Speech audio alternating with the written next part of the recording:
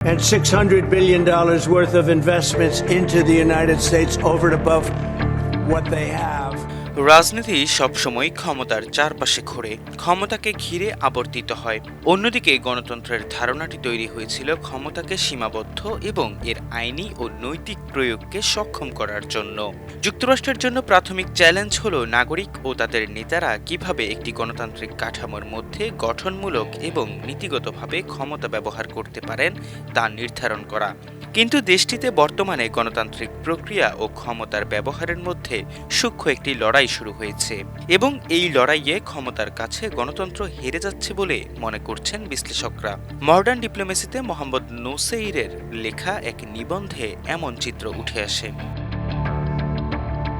মার্কিন president Donald Trump তার শাসনামলে বিভিন্ন ক্ষেত্রে গণতান্ত্রিক রীতিনীতি ভঙ্গ করেছেন এবং করছেন। রিপাবলিকান জনমত জরিপকারী হুইট আইরেসের মতে গণতন্ত্রের মূল কথা হচ্ছে ভিন্ন মতের মানুষের মত প্রকাশ করতে দেয়া, কিন্তু যুক্তরাষ্ট্রে দিন দিন সেই সুযোগ কমছে। নাগরিকদের সিদ্ধান্ত গ্রহণকে যেসব কারণ প্রভাবিত করে সেগুলো একত্র করে নির্বাচন, যেখানে ক্ষমতা মার্কিনীদের জীবনের একটি প্রধান উপাদান হয়ে উঠেছে।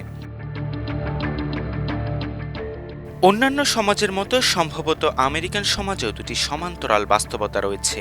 এর একটি হচ্ছে যা আদর্শ একটি জাতির উদার গণতান্ত্রিক মূল্যবোধকে সমুন্নত রাখে, যা নিয়ন্ত্রণ, ভারসাম্য বজায় রাখার ব্যবস্থা এবং আইনের শাসন দ্বারা সমর্থিত। এর বিপরীতে সমাজের একটি উল্লেখযোগ্য অংশ এই ধারণাকে ছোট করে দেখে। এই অংশটি মনে করে যুক্তরাষ্ট্র মূলত একটি ক্ষমতার দিকে ধাবিত জাতি, কাজেই নিজের পরাশক্তির অবস্থানের বাস্তবতার আলোকেই এই রাষ্ট্র পরিচালিত হওয়া উচিত।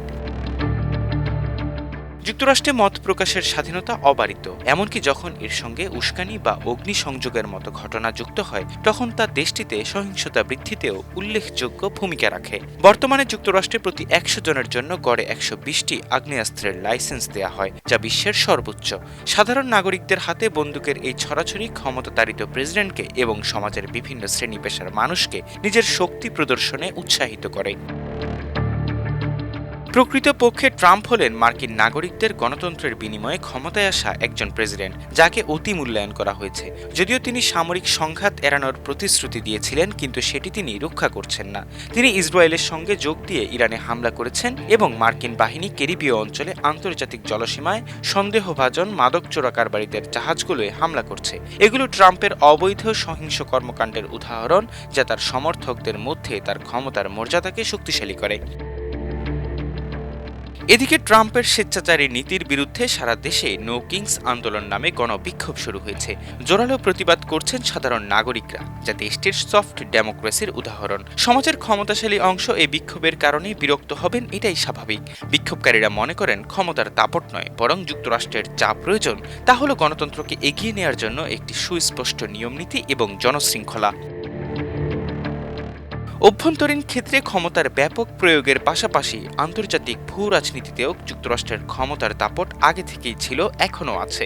বর্তমানে মার্কিন সামরিক ব্যয় জিডিপির প্রায় ৩.৪%, কিন্তু এই ব্যয় কোনো নির্দিষ্ট শত্রুর বিরুদ্ধে দেশকে রক্ষা করার উদ্দেশ্যে ব্যয় করা হচ্ছে না, বরং এর লক্ষ্য হল পূর্ববর্তী সরকারগুলো গণতন্ত্রকে উন্নত করার নামে প্রতিরক্ষা খাতে যে অবাস্তব ছোট বাজেট ব্যবহার করেছিল তার বিপরীতে যুক্তরাষ্ট্রের পরাশক্তির মর্যাদা বজায় রাখা।